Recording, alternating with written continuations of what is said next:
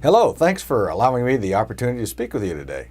First, let me say I'm deeply concerned over the enormous damage inflicted by the recession on those in my district and throughout the Sacramento region. I've spoken to many of you about the destruction of businesses that took a lifetime to build, the loss of jobs, and the decimation of savings and retirement plans for too many. This is all reflected in the most recent Commerce Department data, which shows the economy shrinking at a 3.8% rate. I can't remember when that ever occurred. With millions of our fellow citizens hurting, our sole concern here in Congress must be how we can effectively get our economy back on the path to recovery. This crisis should not be seen as an opportunity to fund every pet project and satisfy a decade of pent-up demand for programs that have nothing to do with economic stimulus. No, the idea is not to grow government, but to grow the economy, create jobs. Moreover, I think we can agree that Congress must take decisive action that will help Americans now, not later.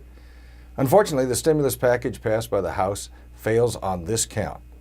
The nonpartisan Congressional Budget Office, CBO, concluded that most of the spending in the stimulus proposal would not take effect until after the end of 2009.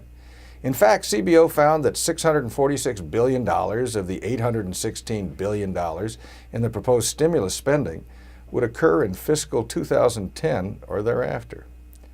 Now, throughout my public life, I've supported measures to improve our roads, our bridges, our waterways. And if we're to have a stimulus bill based on spending rather than targeted tax cuts, then this and accelerated defense procurements should have been the heart of any stimulus package. Unfortunately, when we look at it, only 10% of the House bill was dedicated to transportation infrastructure projects, and virtually nothing was dedicated to the area of defense. Instead, the House bill contained all too many provisions in its 647 pages, which have the appearance of just a wish list. At a time when the Congressional Budget Office projects a deficit for next year at over $1.1 trillion, before any of the projects in this House bill, we must not allow this occasion to become a spending bonanza which fails to address our immediate problems and creates a new debt bubble threatening to drown a next generation in a sea of red ink. On this point, history is not very encouraging. Efforts by the Japanese, for instance, to promote economic growth with massive government spending increases after their economic problems produced what came to be known as the lost decade, an entire 10 years where they didn't make much progress at all, in fact fell behind. According to a report by the Joint Economic Committee, the lasting legacy of this fiscal largesse is a mountain of debt that amounts to 163% of their gross domestic product.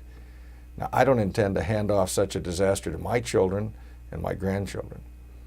And it was for this reason that I joined the bipartisan opposition to a bill which had more to do with spending than stimulus. Instead, I supported the economic recovery alternative. Now, this would have put money into the hands of American families and small business owners.